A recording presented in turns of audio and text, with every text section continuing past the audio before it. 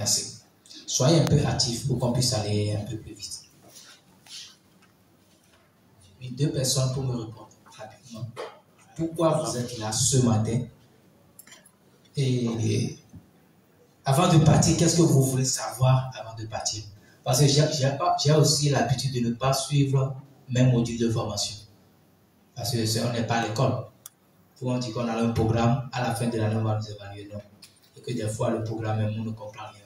Racine carrée de ici, les cosinus, on ne comprend rien.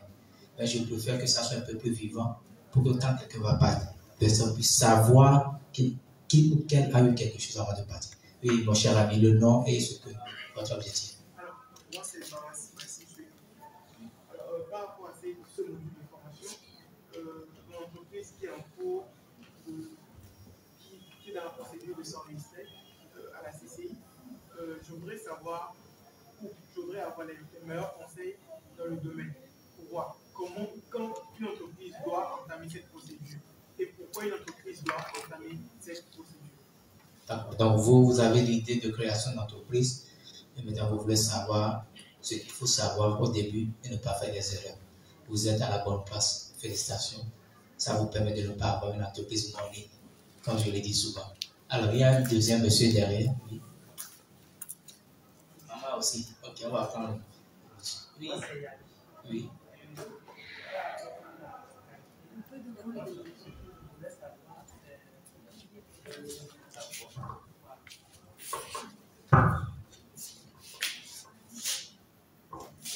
D'accord, merci. Je disais, moi, c'est Yabi.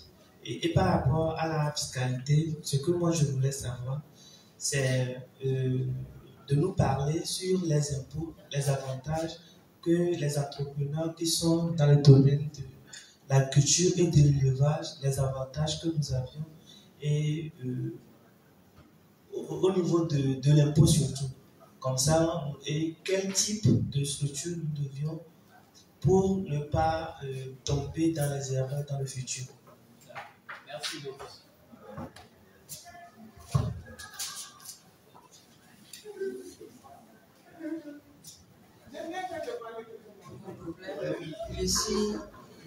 Je suis dans l'argile. Beaucoup de gens ne connaissent pas ce que c'est que l'argile. Il faut expliquer. Mais la dernière fois, quand on présentait le tronc des produits locaux à la télé, ils ont parlé de très petites et moyennes entreprises. Donc, j'aimerais savoir où est-ce que nous, on sera classé. Merci. Merci beaucoup pour vos différentes interventions, vos questions. À noter, il y a une personne qui veut savoir si elle veut créer une entreprise, comment faire. La deuxième personne, une entreprise dans le thème de l'agriculture. C'est ça, non? Ce qu'il faut faire. Et maman qui voulait savoir la classification d'une très petite entreprise, ça c'est quoi, moi? D'accord, merci. Donc, moi, c'est M. Elinonson, je suis responsable de société comptable agréé fiscaliste. Donc, nous allons entamer premièrement par parler des régimes fiscaux que nous avons. Au Togo, nous avons particulièrement 2 grandes majeures, c'est comme je le dis toujours, c'est l'impôt, ou bien la structure de l'impôt, c'est comme une maison à étage. Donc, nous avons 2 particulièrement, il y a le réel et la TPU, c'est-à-dire la taxe unique professionnelle. Le réel et la TPU. Le réel, c'est souvent les sociétés. Quand on dit société, c'est les SA, les SAR, ouais, les SAS. Donc, 2 personnes, ou bien une personne qui se met en train de créer une société.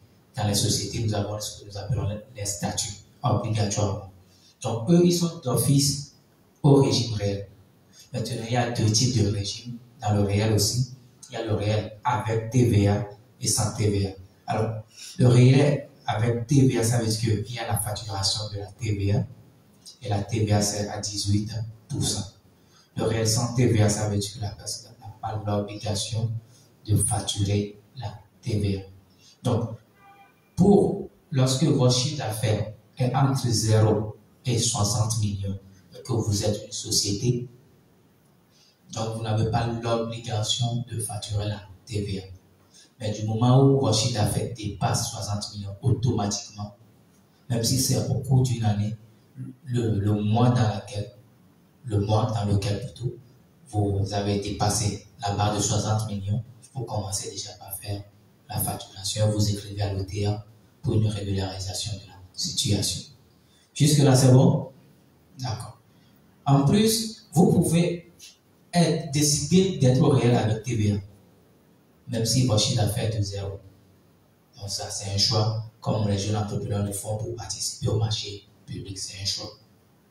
Secondo, il y a des entreprises où la loi les oblige d'être au réel avec TVA, comme nous, les experts comptables, les avocats, ou ceux qui font de la prestation intellectuelle, les professions libérales, ont une obligation d'être au réel avec TVA, peu importe leur chiffre d'affaires.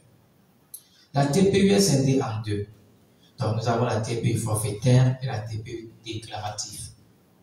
Forfaitaire, forfait. Donc, eux, c'est les établissements. Donc, une société ne peut jamais être en TPU. Maintenant, un établissement peut être en TPU ou être au réel, si lui-même il la décide ainsi. La TPU est scindée en deux. Donc, nous avons les entreprises où le montant est de 0 à 30 millions. Si votre chiffre d'affaires, la somme totale de vos ventes est de 0 à 30 millions, donc vous êtes où? En TPU forfaitaire. Donc, si vous êtes entre 30 millions et 60 millions, maintenant vous êtes en TPU déclaratif. Comme je le disais, à partir de 60 millions, au-delà, vous êtes obligatoirement au réel avec TVA. Peu importe si vous êtes établissement ou pas. D'accord. Maintenant, la question de très petit entreprise, micro-entreprise, ainsi de suite, c'est un classement d'ordre juridique. D'ordre juridique ou bien un classement d'ordre organisationnel qui permet de le faire.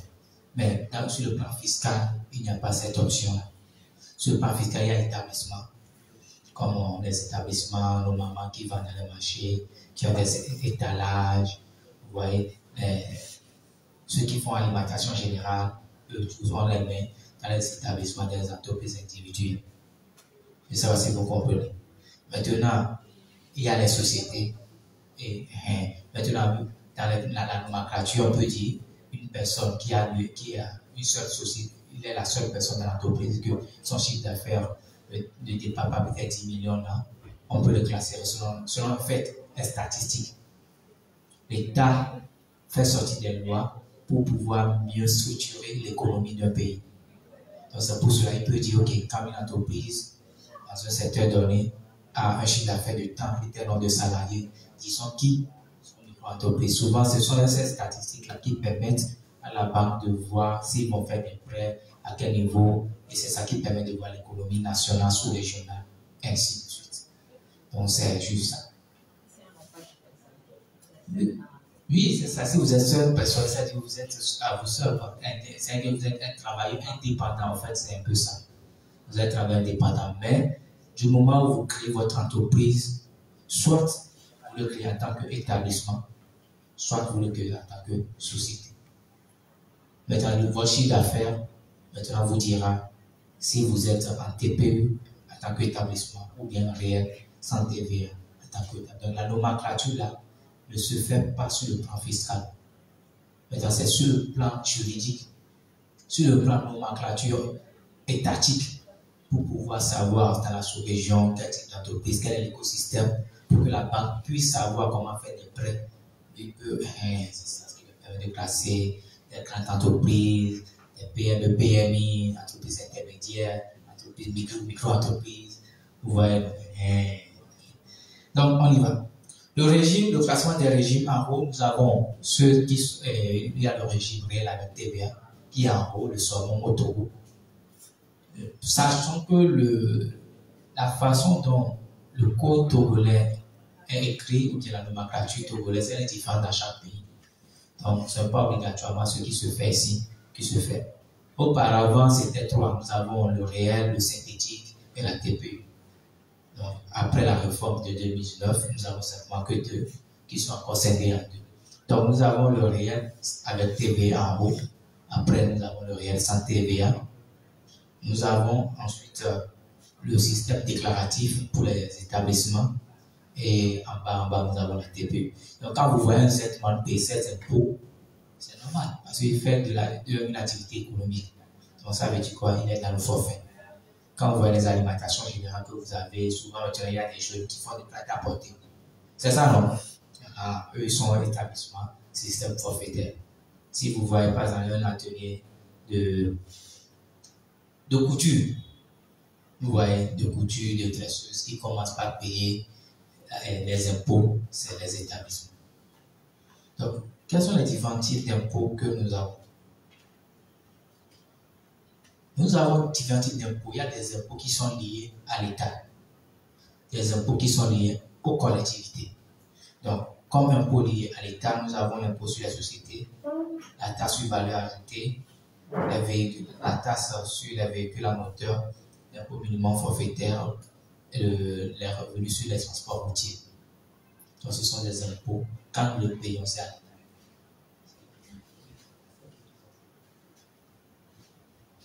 Donc, c'est ça. Ça veut dire que c'est grâce à ça qu'on a subventionné l'école maintenant, que l'école c'est gratuit. C'est grâce à ça que moi et le docteur, nous sommes là, nous avons pu fréquenter. On nous a enseigné. Je ne sais pas si ton docteur a eu la chance d'aller à l'école publique. Moi, j'ai eu la chance d'aller à l'école publique. C'est grâce à ça que moi. Donc, quand on se critique, on paie un peu, on paie un peu, mais on ne voit l'État ne faire rien.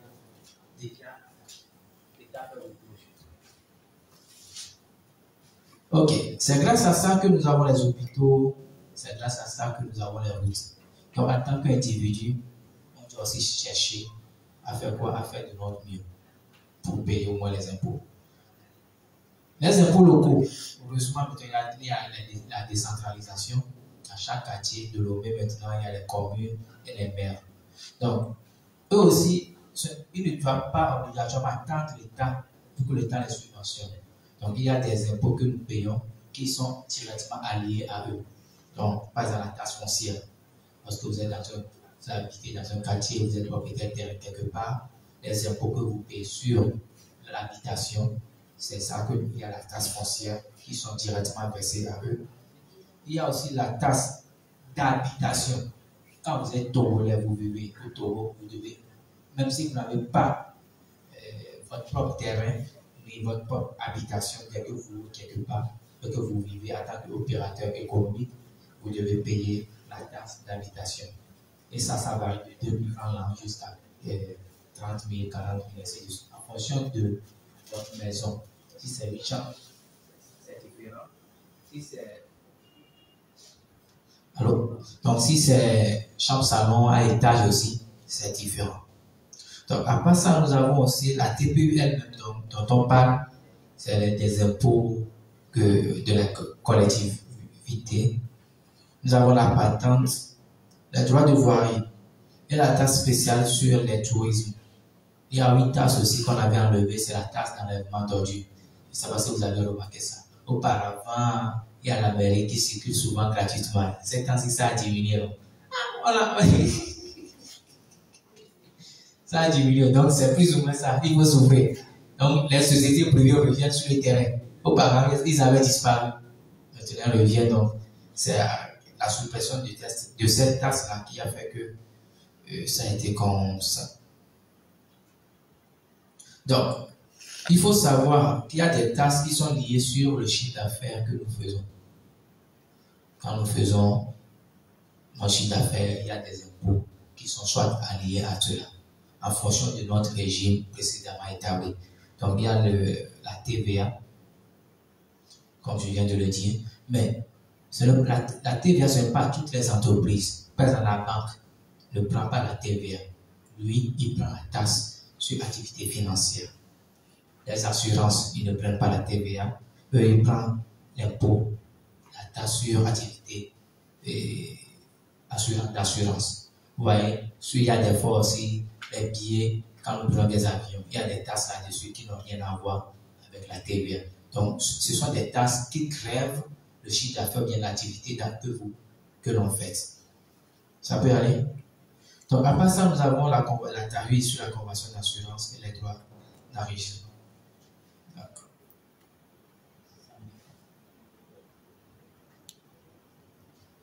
Je ne vois pas noter. La mémoire, elle est un peu fragile. Ok, donc je vais faire un récapitulatif qui va me récapituler dans 2 secondes ce que j'ai dit. Allez, récapitulez-moi ce que je viens de dire par rapport au régime et aux impôts locaux et aux impôts de l'État. On y va. Oui, madame. Vous avez parlé de 2 régimes fiscaux. Il y a le réel et puis la TPU. Le réel est scindé en 2. Réel avec TVA et sans TVA. La TPU est scindée aussi en 2.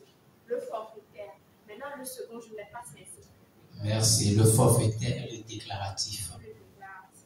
Donc, au moins, si vous allez à la maison avec cette information, c'est déjà bon. Donc, ça veut dire à ce niveau-là, la formation est bon. Oui, madame, vous avez des questions. Oui, moi, j'ai retenu quelque chose, mais je voulais qu'il complète. Oui. Il a dit que c'est grâce aux impôts qu'on construit les écoles, on construit. Il faut aussi dire que c'est grâce aux impôts que nous sommes payés. Les fonctionnaires, non? Oui. Ah, quand je ne suis pas fonctionnaire. Les fonctionnaires sont aussi Payés par, effectivement. Parce que au Sénégal, par exemple, les gens ont leur voix. Et au Sénégal, à l'Assemblée, même si tu ne comprends pas français, tu peux être député parce que tu parles la langue du pays. Et même si tu parles une autre langue que les gens ne comprennent pas, parce que toi tu dois parler là, on va prendre un interprète pour toi. Ici, on ne le fait pas. Mais on oublie que les députés, les ministres, les quoi, ils sont payés parce que nous avons payé nos impôts. Eux aussi, ils payent les impôts. Ouais. Mais si ils payent les impôts sur le salaire, s'ils n'ont pas de salaire, ça veut dire qu'ils ne vont pas payer les impôts. Alors que nous travaillons sous le soleil pour payer les impôts, n'est-ce pas? Donc il faut qu'on se rappelle que les gens ne marchent pas sur les pieds en disant qu'il est ministre, qu'il est député, et puis il chie sur les autres. Il faut que souvent les gens sachent que ce que la petite dame fait, là, ça permet à ce que l'autre lui survive très bien dans sa maison. Donc, merci. Merci beaucoup pour ce rapport instructif. Aussi, il faut noter que c'est pas on ne crée pas forcément une entreprise pour payer l'impôt. Ce n'est pas ceux qui ont une entreprise qui paient l'impôt. Même quand nous allons acheter les bics, les cahiers, tout ça dans le supermarché, on paie déjà la TVA sans le savoir. Donc ça veut dire que si vous avez... Oui, nous sommes des contribuables. Quand nous sommes consommateurs. Donc ce n'est pas... À l'OTR, il ne signifie pas qu'on n'a jamais payé de l'impôt. Quand tu achètes ton animal de 50 francs, tu as déjà payé l'impôt dedans. Donc soyez fiers d'être Togolais. D'accord? Ok, la structure de l'IRPP. L'IRPP signifie impôt sur le revenu des personnes physiques. Personnes physiques.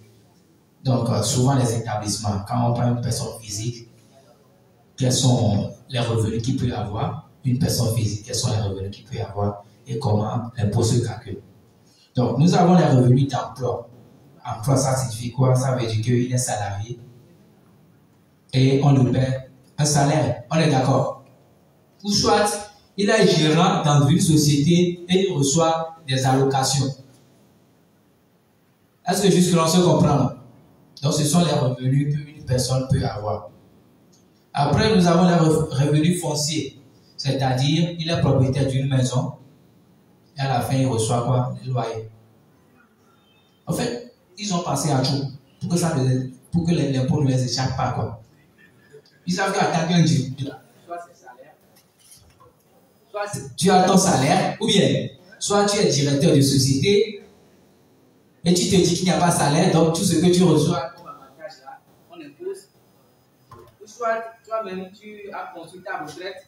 Tu as ton soldat, c'est ce qu'on dit, non? Oui, et tu reçois le loyer. Donc, ils ont mis tout ça là. Il y a aussi les capitaux mobiliers. Il y a des gens qui ont de l'argent bien, qui ne savent pas ce qu'il faut faire. Et ils mettent ça à la disposition des entrepreneurs, des entreprises. Et à la fin, on leur donne quelque chose en fonction du résultat de l'entreprise, comme dividende. Je ne sais pas si vous comprenez. Et tout ça là aussi sont des moyens de revenus. Maintenant, il y a les revenus d'affaires. Quelqu'un qui fait les affaires. Donc, revenus d'affaires, par exemple, les établissements, ils font eux-mêmes des affaires. Tu fais une affaire, tu vends, tu transformes des produits agricoles, des affaires. Donc, eux, ils ont dit quoi? Ce sont des BIC, bénéfices industriels commerciaux. Nous avons le bénéfice agricole, comme notre frère qui vient de lui, il est à la ferme, ainsi de suite. Les bénéfices non commerciaux, comme nous maintenant, on fait, c'est la prestation intellectuelle. Ce n'est pas le commerce, ce n'est ni l'industrie, ce n'est ni la nourriture. Donc, ce sont les catégories de revenus d'une personne. Ça peut aller. Est-ce qu'on se comprend? Bénéfice industriel et commercial. Soit tu transformes un produit, ou soit tu fais le commerce d'un produit. BNC, bénéfice non commercial. Comme les avocats, les ingénieurs, les chasseurs-têtes, on le fait, ils sont preuves les prestataires de services. Donc, le BA, c'est le bénéfice agricole. Donc, soit ce sont des revenus liés aux affaires. Donc, tu fais affaire, ça, c'est ça. Donc, pour être riche, il faut faire au moins, essayer d'atteindre les 8 catégories de revenus. Donc, si quelqu'un, c'est son salaire simplement qu'il a, ça veut dire qu'il a seulement qu'un pied sur 8. Donc, on va chercher d'avoir tout ça là, avec le temps. C'est ça, non? Super. Donc, comment est-ce qu'on calcule la TPU? Je pense que là, il y a beaucoup de personnes en TPU. La TPU, il y a les commerçants, les producteurs, les artisans, les transporteurs et les prestataires.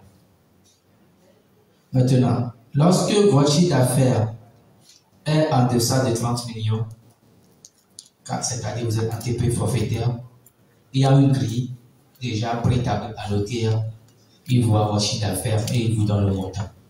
Donc, c'est une grille, quand vous avez là-bas, il vous donne le montant. Donc, il n'y a pas trop de gymnastique à faire. Je ne sais pas si vous comprenez. À la fin de l'année, si votre chiffre d'affaires, c'est 2 millions, 15 millions, 20 millions. Maintenant, OK, eux-mêmes, ils voient sur la ligne, OK, c'est ici, ils vous donnent le montant. Mais pour le déclaratif, c'est 30 millions, 60 millions. Donc, pour ceux qui font le commerce général, le taux souvent, c'est 2%. 2% sur votre chiffre d'affaires.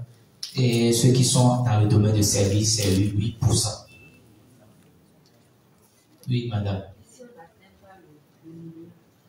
Non, si c'est 200 000, 100 000, il n'y a pas de souci. Oui, on va calculer ça en mention. Mais c'est un peu bizarre qu'on n'atteint pas le million. Oui. Donc, c'est un peu le petit de moi-même. Avec l'agent d'impôt, il faut s'expliquer avec lui, il va comprendre quand même. Ça peut aller. Parce que il faut lui expliquer que ce n'est pas peut-être votre seule source de revenus. Parce que si c'est votre seule source de revenus, c'est compliqué. 1 million, ça fait 1 million 200, ça fait 100 000 francs le mois. Donc, vous voyez, on va vous demander. C'est pour ça, des fois, les impôts en griffin. Il faut être ami avec des gens. Mais avec certains groupes de personnes, il faut l'être avec ruse. C'est ça, si vous comprenez. Si toi et moi, on a beaucoup fréquenté et tu deviens agent d'impôt, là, il n'y a pas de souci. C'est parce que notre amitié a débuté bien avant le fait que tu es devenu agent d'impôt. On est d'accord. Mais si tu es agent d'impôt avant qu'on devienne ami, il y a des informations que je ne dois pas te donner. Par exemple, un agent d'impôt vient, vous êtes ensemble, vous causez, comme madame dit, je n'arrive même pas à souvenir. Mon chiffre d'affaires n'atteint même pas 1 200 000 francs le mois. Alors que bientôt c'est la rentrée, où les enfants commencent par déjà commencer. Et peut-être que tes enfants, l'école là, c'est 300 000 francs. Et que tu as 4 enfants. Déjà, tu vois comment tu fais pour les scolariser. Ta maison, déjà comment tu fais. Peut-être la voiture que tu as même amenée aux impôts. Alors que tu dis que c'est ça qui te fait nourrir.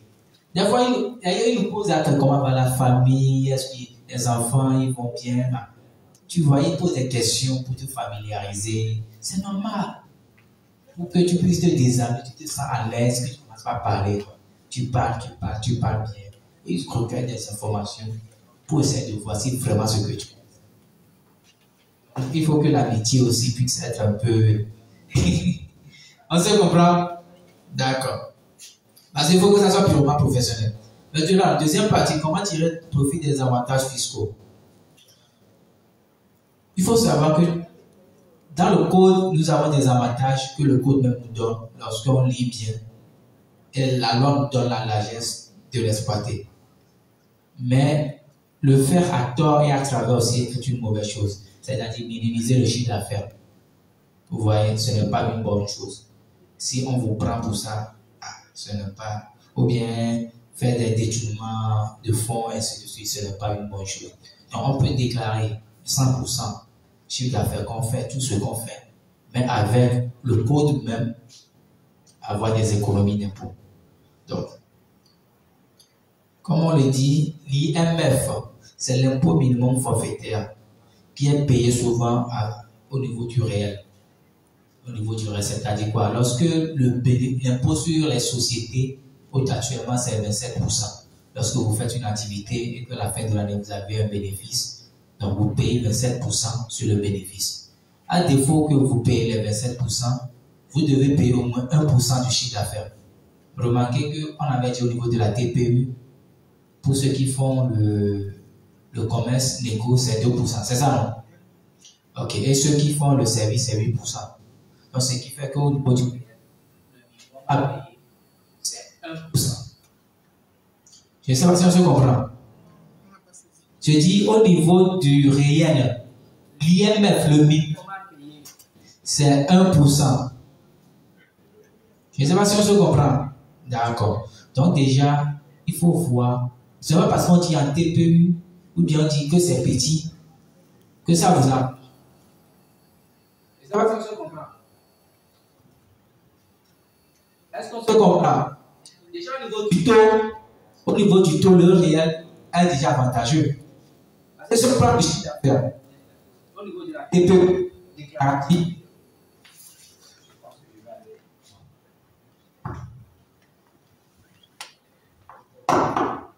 si on prend la TPU au niveau du système déclaratif, on a dit quoi? Ceux qui font la négoce, le commerce, c'est 2%. Ceux qui font les prestations de services, c'est 8%. Mais ici, on vous dit que vous devez payer 1%. Lequel est bon entre nous? Réagissez là. Lequel est bon? 1%, 2%, 8%, lequel est bon? Hein? 1% est bon. Vous voyez. Donc, vous devez avoir ça en tête. Premièrement. Maintenant, le 1%, là, on le compare à votre bénéfice que vous avez. Ça vous avez dit sur le bénéfice, on paie 27%. Je ne sais pas si vous comprenez. Donc, à la fin de chaque année, ou bien quand vous tirez vers la fin de l'année, il faut aussi voir, il faut demander des conseils pour savoir sur quelle approche il faut faire. Parce que ce n'est pas parce que le TPU est petit, de petite échelle, qui veut dire obligatoirement que les impôts que vous allez calculer, payer seront moins. Quelqu'un peut être en gros et payer moins d'impôts que celui qui, soi-disant, TPU, pour la reconnaissance de tout ça là. D'accord? Maintenant, la loi nous permet, comme c'est la première exercice, on ne connaît pas, on vient juste d'acheter les équipements, on vient juste d'ouvrir, on n'a pas les emplois, mais pas de clientèle. La première année, c'est difficile de faire un résultat, à moins qu'il y ait déjà un marché qui nous attend, c'est tout ce qu'on appelle la société. Et souvent, ce n'est pas les jeunes entrepreneurs que ça arrange. C'est que c'est la personne, il est déjà dans le domaine, on le connaît, il a ça, il a créé la société pour ce marché-là, ça c'est notre cas. Souvent, la première exercice, il y a souvent de pertes. Donc, la loi permet à ce que, comme il n'y a pas de bénéfice de 7%, donc vous ne payez pas l'IMF là.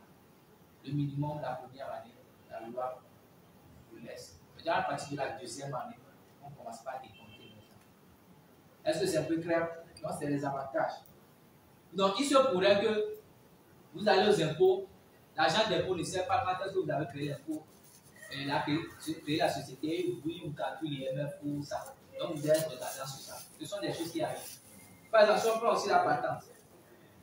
La patente, même la TPU, les 2 premières années, c'est honoré, on ne fait pas. Et si vous avez payé ça en 2021, vous ne payez pas TPU 2021, vous ne payez pas TPU 2022. C'est en 2023. Mais si l'agent d'impôt ignore, ou bien lui, il a beaucoup de travail, donc vous êtes là, vous voulez avoir votre situation. Donc lui, il va vous mettre ça simplement. Donc c'est à vous de lui dire non, je viens de créer ça telle année. Sinon, ça rentre dans la caisse de l'État. Ce n'est pas dans sa poche quand même. En fait, c'est ça qui est un peu bizarre. Ce n'est pas dans sa poche. Donc il n'est pas malhonnête. Et ça, si on se comprend. Il n'est pas humain. L'erreur est humaine. Donc, vous allez payer ça pour l'État. Donc, il faut savoir, quand vous payez la société, si vous êtes au réel, l'IMF la première année, vous ne payez pas. La patente, pour les 2 premières années, en fonction du code actuel, vous ne payez pas. Si vous êtes en TPE, les 2 premières années TPE aussi, vous ne payez pas. Maintenant, heureusement aussi, lorsque nous allons enregistrer notre entreprise au niveau de la CFE, on ne paie pas le droit d'enregistrement sur les statuts. Auparavant, on payait. C'est-à-dire, lorsque ton capital est de 1 million, 5 millions, 10 millions, tu paies le droit d'enregistrement qui est de combien? 2%. Donc maintenant, il n'y a plus ça. Même il n'y a plus même les timbres sur les statuts, il n'y a plus ça, mais il n'y a plus ça. On est d'accord? 2 personnes, et toi, même 3 soeurs dans ta chambre, tu peux écrire ton statut et venir déposer. Tu le fais le matin, le soir, c'est bon. Donc, le Togo est le pays le plus rapide dans la sous-région. Pour ceux qui ont bien voyagé, pour comprendre qu'on peut ouvrir facilement. La fois passée à Abidjan, on a fait au moins 2 mois, parce qu'on a pris une hôtel qui a fait ça, il a dit qu'il va aller dans la justice, faire SSM, des choses comme ça. Et il faut aussi avoir de l'argent sur le compte bancaire. Quand on est parti là-bas, ils disent que l'argent, on ne touche pas 500 000, ça dit 500 000 à 1 million à fonction de la banque. Pour que quand tu vas, la société va en cessation, au moins l'impôt puisse prendre ça là en attendant. Oui! Au moins puisse prendre ça pour payer les tierces personnes. Donc la banque te garde l'argent là. Tu ne touches pas. Oui. Alors qu'au Togo, tout est facile, tout est bon. Donc, on remercie le gouvernement pour ça. Autre avantage. Pardon. Oui, maman. Ce qui n'est pas bon, c'est la TVA qui est faite. C'est dans la sous-région, c'est presque la même chose. Non, ne touche pas, mais nous là, il faut penser. Je ne sais pas à quel niveau on doit s'adresser pour que ça soit plus rapide. D'accord. Vous voyez, vous avez raison. Mais notre mentalité ne nous arrange pas non plus. Je vais vous expliquer pourquoi. Dans la sous-région, c'est 18%. En France, ce n'est pas 18%. C'est premièrement variable et c'est juste à 20% de proche. Ouais. Donc déjà, on est dans de bonnes conditions. Maintenant, qu'est-ce qui s'est passé? On avait diminué ça en 2018. 2017-2018, on avait diminué sur certains équipements, comme les ordinateurs, ainsi de suite. Les fournisseurs n'ont pas diminué le prix de vente. Ils n'avaient pas diminué le prix de vente. Ce qui fait l'État a vu que, oui, il a diminué, ils ont diminué jusqu'à 10% sur le riz, sur certaines choses, en ce moment-là, beaucoup de choses, quoi. Mais les fournisseurs n'ont pas diminué le prix. Donc l'État a préféré quoi? Quand je reprends mon argent, c'est mieux. Parce que quand l'État a diminué les taux, ils ont fait ça en variant, ainsi de suite. Pour que ça puisse aider les gens. Parce qu'il y a certains équipages, si vous allez à Abidjan, tout ce qui est électronique est moins cher là-bas. Par rapport au ça c'est clair. Vous voyez? Donc, c'est des choses que l'État aussi a voulu faire pour qu'il y a certains secteurs qui puissent être boostés. Donc, ce sont des coups de main au secteur. Mais les fournisseurs, les nouveaux vendeurs, qui ça comme pour eux, ça a augmenté leur marge bénéficiaire. Quoi. Donc, ils ont fait ça juste une année, maximum 2 ans. Quoi. Et l'État a repris. Donc, ce n'est pas affaire de l'État dans ce cas, c'est nous-mêmes. Ouais. C'est à cause du Covid maintenant qu'ils ont diminué pour les hôtels, actuellement à cause du Covid. Après le Covid, ils seront là. Donc, là, c'est ça, et à cause du Covid, 10% sur les hôtels. Donc, même maintenant, le taux sur la revenu du sud-loyer, ils ont diminué ça aussi, toujours à cause du Covid. C'était quand vous louez quelque part, la revenu, c'est 12,5% par avant. Même maintenant, ils ont diminué ça à 8,75%. Donc, c'est plus ou moins ça. Est-ce qu'on se comprend? Maintenant, pour ceux qui sont. Il y a aussi l'État qui donne à une entreprise la facilité de faire des dons. Des dons humanitaires. Donc, les dons sont déductibles jusqu'à 3 %. C'est-à-dire, les dons qui sont liés au Covid, c'est déductible à 100%. Donc, vous pouvez le faire. Il y a quelque chose que les gens oublient. C'est enregistré. Mon frère, c'est enregistré? Bien sûr. Ok, je vais dire ça de façon plus professionnelle. Ok. L'État donne le droit aux entreprises de faire quoi? D'avoir certaines factures, c'est-à-dire de jouir de certaines prestations jusqu'à 3 pour 1000 de leur chiffre d'affaires. J'explique. Les frais d'hôtel, les frais de restauration, manger quoi. Oui. Parce que des fois, pour les affaires, vous devez faire appeler à dîner d'affaires. Donc, c'est tout. En tant qu'entrepreneur, ce que je dis, les entrepreneurs qui sont surtout au réel, tout ce que vous faites, il faut avoir des factures. Ça va nous servir, nous. Quel que soit le cas. On nous dit, si je présente une facture de restauration d'actifs, est-ce que l'hôtel est là pour savoir si c'est moi qui ai mangé ça avec ma famille ou bien c'est un client que j'ai amené? Entre nous, est-ce qu'il le sera? Non, c'est fini.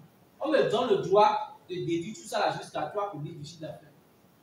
Donc, je le déduis, j'en jouis, c'est un droit pour moi. C'est pour cela que les riches sont toujours riches et ne paient pas d'impôts. Parce que tu vas voir, il va aller à Hawaï, ou bien il va aller, comment dit-on, il va pour rendez-vous d'affaires. Ou va pour signer un contrat. Peut-être il rencontre juste la personne une seule fois et il part 3 jours, une semaine là-bas avec sa femme, ses enfants. Et c'est l'entreprise qui comptabilise. De toute façon, on se comprend. Parce que la loi nous permet dans la limite du droit de le faire. Il y a aussi une deuxième chose. Nous avons des voitures.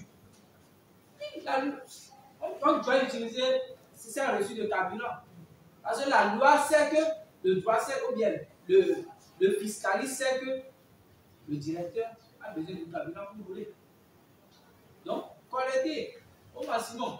Même c'est qu'on appelle ça des charges mises, c'est-à-dire les téléphones, les affaires téléphoniques. L'entreprise ne peut exercer sans appeler les clients sur ça. Donc, les petits que tu achètes chaque jour, il faut les comptabiliser.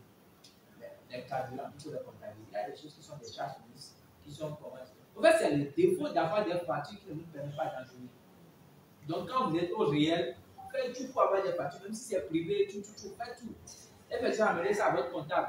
S'il a un bon comptable, il saura comment utiliser ça. Donc, ce genre de frais, la loi vous permet de déduire ça jusqu'à 3 pays. Les 2 tiers sont déductibles. Je ne sais pas si vous comprenez. Donc, par exemple, si vous avez une total de facture de 300 000, ça veut dire quoi? La loi vous permet de déduire dans le prix de votre résultat 200 000, 2 tiers. Donc, c'est à vous de déficit. C'est ça même que je dis, c'est à vous de déficit votre plan. Si vous avez des factures justifiées, des factures jusqu'à 1 million, à l'aise. Si vous restez à 200 000, c'est aussi à votre choix. On continue. Est-ce que jusqu'on se comprend? Je ne dis pas d'aller amener des factures de voitures que vous n'avez pas. C'est comme quelqu'un, on était parti faire un audit au Niger. Oh, on a pris le relevé des carburants, les bons de carburant, et on a comparé, on a essayé de comparer ça au relevé de kilométrage. Il n'y avait pas de proportionnalité. On se demande qu'est-ce qui s'est passé. La voiture n'a pas roulé. Mais vous avez beaucoup de bons essence que vous avez distribués. Qu'est-ce qui s'est passé? Non, comme tu as dit que c'est le désert, des fois, la voiture, dans le stade, tu gagnes. Ça, c'est qui veut que ça consomme. Vous voyez? Donc, c'est des choses qui arrivent. Donc, il faut le faire, mais de façon intelligente. Il ne faut pas aussi le faire de façon trop bizarre. D'accord? Aussi, la loi vous permet, quand vous avez un déficit au cours d'une année, de les déduire les années à venir jusqu'à l'infini, jusqu'à concurrence de 50%. Et si vous avez un déficit de 1 million, donc vous pouvez déduire 500 000 l'année suivante si vous avez un bénéfice, ainsi de suite. Auparavant, c'était limité sur 3 années. Maintenant, c'est ouvert. Jusque-là, on se comprend? Oui, madame. Par rapport au carburant. Oui. Est-ce que c'est la voiture Oui. du directeur, du promoteur, de l'employé achetée ou bien dotée par l'entreprise, comprend, ou bien voiture individuelle? Par exemple, je suis DG de mon entreprise et la voiture n'est pas achetée par mon entreprise, c'est achetée par moi. Est-ce que je peux utiliser cette forme de carburant? A priori, oui. Et même vous pouvez même faire un contrat de location de votre voiture. Si c'était une voiture que vous avez louée, vous faites un contrat de location, vous mettez votre voiture à la disposition de l'entreprise. Donc, on doit accepter un contrat par mois. C'est aussi possible. Mais il faut juste voir le ça de votre conseil pour voir comment mettre en place fois même vos collaborateurs qui ont des voitures, qui ont des choses à vous leur demander de chaque fois qu'ils achètent, de vous donner ça comme un bon de cadeau, ainsi de suite. Et c'est aussi ça. Ça permet de diviser. Mais si c'est au nom de si tu t'es au nom de l'entreprise, c'est obligatoire. Parce que des fois, ils considèrent ça comme des charges en nature. C'est pourquoi je dis là, maintenant, il faut me parler après pour voir comment on va gérer. Mais dans tous les cas, c'est légitime. C'est légitime. On va te dire, il y a une formule à trouver. Si c'est charge en nature, ça veut dire que c'est à 100% légitime. Si c'est on met ça comme vos avantages en nature, et ça va être 100% légitime. Parce qu'il y a déjà des choses que vous allez payer là-dessus. Mais si c'est une charge mise ordinaire, là, c'est à ce moment-là que c'est légitime. Simplement, les 2 tiers sont légitimes, 1 tiers n'est pas légitime. C'est bon. Et parce que je me rappelle que lors d'un redressement, on n'avait pas, le directeur d'une voiture, on n'avait pas fait un contrat de location. Mais les entretiens de la voiture ont été rejetés par le fils. Soit disant que l'entreprise, la voiture n'appartenait pas à l'entreprise. Je dis, ah bon, parce que si c'était une location que j'avais vu, ça me dit ça. Je dis, ok.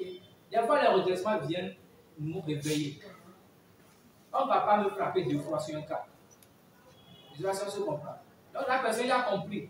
Il a compris, mais en fait, de conmotion, c'est compris en avant. Donc, ça peut aller. D'accord. Il y a d'autres questions. Je pense que je vais m'arrêter ici. Il y a des questions. Il y a des questions. Oui, madame. Moi, j'aimerais savoir, par rapport aux impôts, Oui. Salut. Oui. Sa première année, qu'est-ce qu'elle doit payer? D'accord. La première année, elle paie tous les impôts normalement. Par exemple, il y a des impôts comme la TH qui est au nom du directeur, la taxe d'habitation qui est au nom du directeur. Les impôts sur le loyer. Parce que la société doit être quelque part. On est d'accord.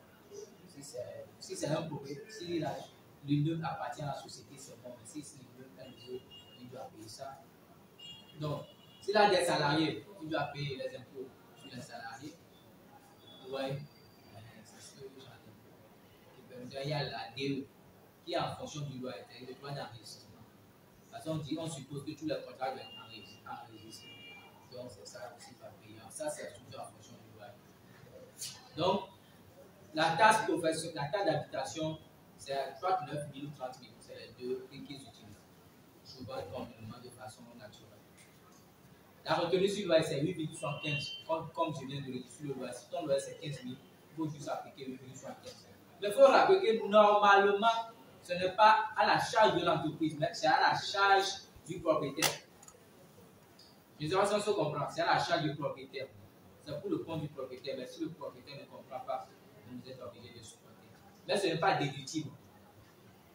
D'ailleurs, dans le résultat, quand vous allez déterminer votre bénéfice, ce n'est pas déductible. D'accord? Maintenant, il y a le droit d'enregistrement qui est 2% du loyer. Vous avez dit auparavant qu'il y a certaines impôts qu'on ne fait pas parce que la première année. Oui, c'est pour ça que je n'ai pas cité, c'est ça qui est l'IMF. 1% du chiffre d'affaires. Donc, quand vous faites la première année, vous faites votre activité, vous avez un bénéfice, là, vous allez payer l'IS, l'impôt sur les sociétés, qui est de 27%. Mais si c'est déficitaire, la première année, non. À partir de la deuxième année, vous calculez 1% du chiffre d'affaires à part, vous calculez aussi l'IS, les 27% sur votre bénéfice à part. Donc, vous comparez les deux. Quel est plus élevé? C'est ça que vous payez. C'est pas ça que je comprends. D'accord. Le prêt est plus élevé. Oui, c'est ça que vous allez payer. Entre l'IS et l'IMF. D'accord. Juste, je vais ouvrir une parenthèse pour aborder le troisième point. Il arrive que le fils fait des contrôles. C'est ça, non? Et on a tous peur des contrôles fiscaux. Ok. On doit savoir quels sont les contrôles fiscaux que l'OTA fait. Il y a le contrôle formel, le contrôle sur pièces, le contrôle externe et le contrôle approfondi sur la situation fiscale de l'entreprise.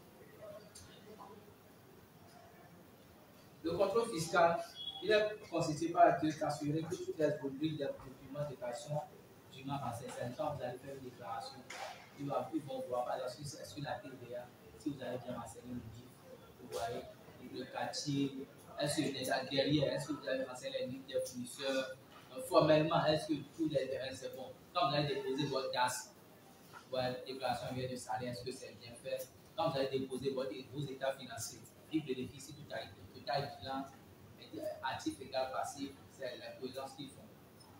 Est-ce que jusque-là, on se comprend? Donc, il n'y a pas à avoir peur là-dessus. Maman, une minute. Les contrôles sur pièce. C'est-à-dire quoi? Sur pièce, c'est ce qu'ils font actuellement pour le moment. Ils sont à leur bureau. Les informations que vous avez, ils contrôlent ça. Pour voir, par exemple, si on prend la DAS et les états financiers au niveau des salaires, est-ce que c'est la même chose que vous avez donné comme information? Est-ce que les informations que vous avez données avec votre secteur d'activité, parce que ce n'est pas vous seul qui travaillent dans le même secteur d'activité. Est-ce qu'on se comprend? On prend un mois donné.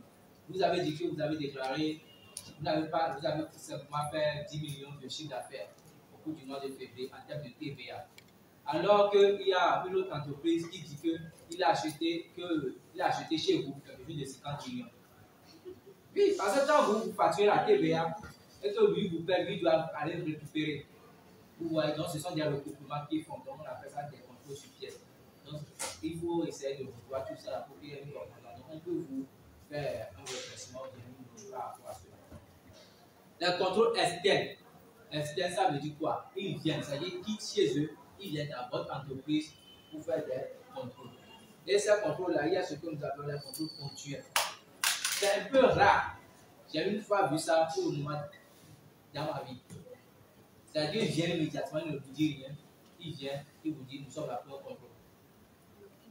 Ça, c'est ponctuel. Dans ça veut dire qu'il y a quelqu'un qui a vendu une mèche. Les actions se comprennent. Il y a quelqu'un qui a vendu une mèche, vous avez eu des problèmes avec quelqu'un. Ça, c'est ça. Sinon, dans le cadre normal d'entreprise, tout va bien. Il y a quelles que soient les suspicions, ça, c'est très grave. Donc, c'est ça que nous appelons contrôle ponctuel. Vérification générale de la comptabilité ou vérification partielle. Ça aussi, ça fait partie de quoi? Des contrôles externes. C'est-à-dire qu'ils viennent partiels. Ils peuvent dire, donc, le faire juste un contrôle sur votre TVA. Pour voir si vous avez déclaré votre TVA. Ou bien, ok, on est là pour vérifier la comptabilité générale. Donc, vous leur envoyez toute la documentation que vous avez et ils contrôlent tout pour voir si tout est en règle, tous les impôts, ainsi de suite. Est-ce qu'on se comprend? Maintenant, la procédure, comment elle se passe? On doit vous envoyer une notification normalement si c'est externe qui n'est pas ponctuel au moins 15 jours d'avance pour que vous préparez. Ils ont un document qu'ils appellent la charte du contrôleur. Ouais, la charte donc, du contrôleur, de la charte fiscale de contrôle. Donc, il doit vous donner ça. C'est ça qui vous permet de savoir vos droits et vos obligations. Vous avez le droit de vous faire représenter. Si on vous refuse de ne pas vous faire représenter, donc c'est tout ce qu'ils vont faire sera nul. C'est comme on le dit, les vices contractuels. Il y a le DOL. Qui sont les juristes ici? Non? Il n'y a pas de juristes. Il y a les capacités, c'est ça, non? Il faut que ceux qui sont les parties contractuelles, qui signent le contrat, soient des personnes quoi? Capables. Donc, il y a des thèmes. Donc, chez eux aussi, vous devez vous faire représenter. Vous avez l'obligation de vous faire représenter par un conseil. Et aussi, c'est une procédure contradictoire. Ça veut dire quoi? Quand ils vous disent ça, vous avez le droit de dire non. Et vous faites vos observations. Il doit vous écrire à la fin de la procédure, vous dites non, avec des preuves à l'appui, ainsi de suite. Et quand au niveau de l'inspecteur qui vient, vous n'avez pas qu'un coup de cause, vous ne pouvez pas terminer d'attente. Donc vous pouvez aller dans un service contentieux. Souvent, c'est ça qui fait que les gens ont souvent peur. Moi, je n'ai pas peur de ça. Non, c'est ça. Si on n'est pas d'accord, on y va là où on va aller. Parce que le service contentieux, ce n'est pas simplement eux, leur service. Il y a quoi? Même les experts comptables dedans. Il y a d'autres corps de métiers qui se siègent pour cela. Je ne sais pas si on se comprend. Donc, à peu près, c'est ça. Un moment, votre question. Ah, oh, désolé. Je pensais que vous allez me dire. D'accord. Donc, c'est ainsi pour faire mon speech. Donc, si vous avez d'autres questions, je suis à votre.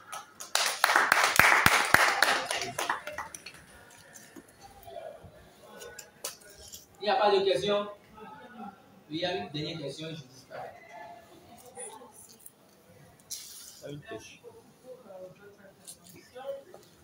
Ma question est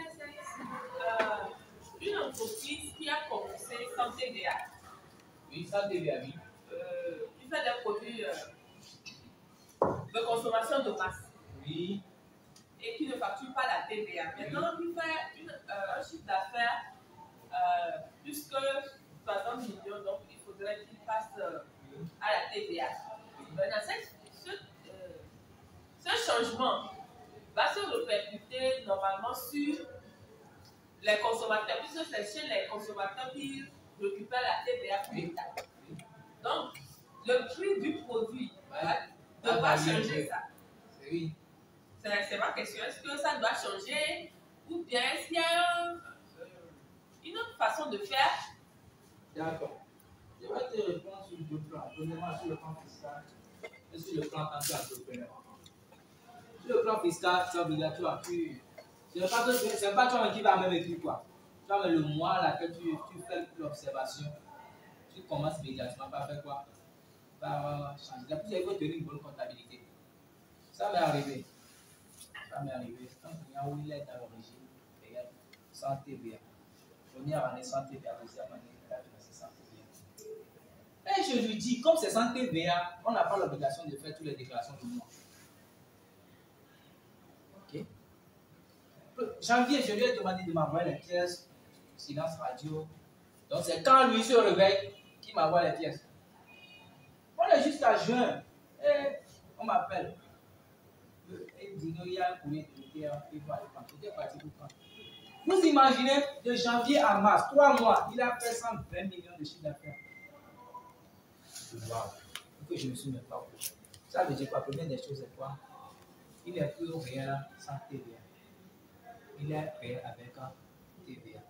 Et lui-même, ne sachant pas, il a déjà fait cette facture-là. Il vient déjà voir, il va payer. Donc, je ne sais pas si vous comprenez. D'accord. Donc, c'est pour ça qu'il faut. Ça m'a permis d'être encore plus regardant et exigeant sur la transmission des factures et la comptabilisation des factures. Il faut la comptabilité, surtout si vous êtes au réel, être un peu vigilant sur ça. Vous pouvez basculer d'un choix à un autre. Mais qu'est-ce qui s'est encore posé le problème? C'est que ce n'est pas lui-même ses propres marchés, malheureusement encore. Ça veut dire qu'il travaille chez un client où tous les fournisseurs sont agréés, que lui-même il est agréé. Donc il y a un fournisseur qui n'est pas agréé, qui passe par lui. Donc ce qui fait que lui, c'est l'autre là, l'intermédiaire là qui fait. Donc lui, il passe simplement que 10%. Je suis son conseiller, il ne m'a rien dit. Ah, ça s'est éclaté. Premièrement, il a une dette de 18%, parce qu'il ne peut plus aller. Donc c'était vraiment casse-tête. On a essayé de gérer. Donc, quand vous avez des contrats avec vos conseillers, quand vous avez des gens avec vous, avant de faire chose, demandez simplement la vie.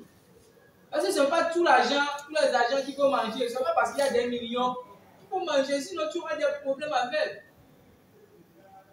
C'est ça que je comprends. Donc ça c'est de 1. De 2, il a essayé de parler au client, mais ils n'ont pas trouvé le client là-bas. Si moi je j'étais avec lui, je n'avais pas payé par les 120 millions, 18% des 120 millions. Alors que c'était janvier avant simplement. Hein.